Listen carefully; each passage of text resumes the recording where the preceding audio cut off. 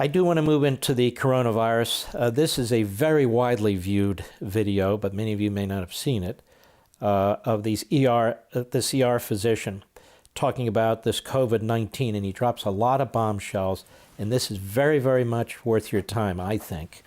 Let's take a look. Cut 4. Go. I say, do we need to still shelter in place? Our answer is emphatically no. Do we need businesses to be shut down? Emphatically no. Do we need to test them and get them back to work? Yes, we do. The White House Coronavirus Task Force expert, Dr. Anthony Fauci, says otherwise. With you know what's interesting about Fauci hasn't seen a patient in a long, long time.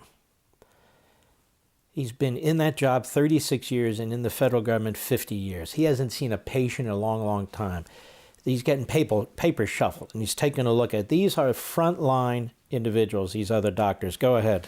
I don't want to hide in my home, develop a weak immune system, and then come out and get disease. Reporting the disease, Erickson claims, is being forced onto healthcare professionals. ER doctors now, my friends that I talk to say, you know, it's interesting, when I'm writing up my death report, I'm being pressured to add COVID.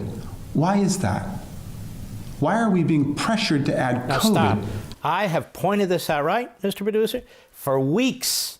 And when I looked at their form, the federal government's form, the March 24th form, it was the fallback position. If you're not sure why the person died, if you're not sure what the main reason was for the person dying, if you think they had this virus, then put it down.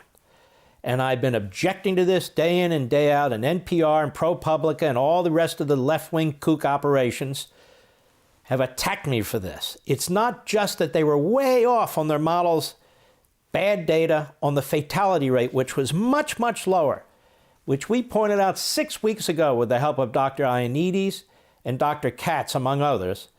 But I've been pounding this issue that the definition of dying from the coronavirus has been very ambiguous. And I'm not saying they're pumping up the numbers for any reason. Maybe they are. But the numbers are definitely being pumped up by bad data gathering. Go. Maybe increase the numbers and make it look a little bit worse than it is? I think so. According to Erickson, there is something much larger at play here. This is not about science, and it's not even about COVID. When they use the word safe, if you listen to the word safe, that's about controlling you. So when I talk to all my ER doctors who work in a hospital, no stake in the game, same opinion. Wow. Now, what will happen to these two ER doctors who are on the front lines and have actually been keeping data, significant amount of data? What will happen to them nationally?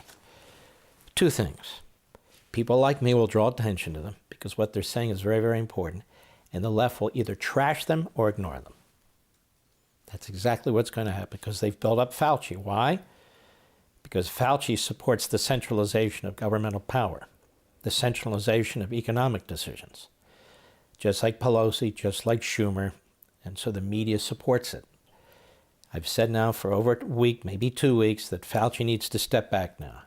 We got his expertise, his medical expertise, but they got to leave it to other people to make the decisions about our economy and our society. That's way above his pay grade. Want to see more?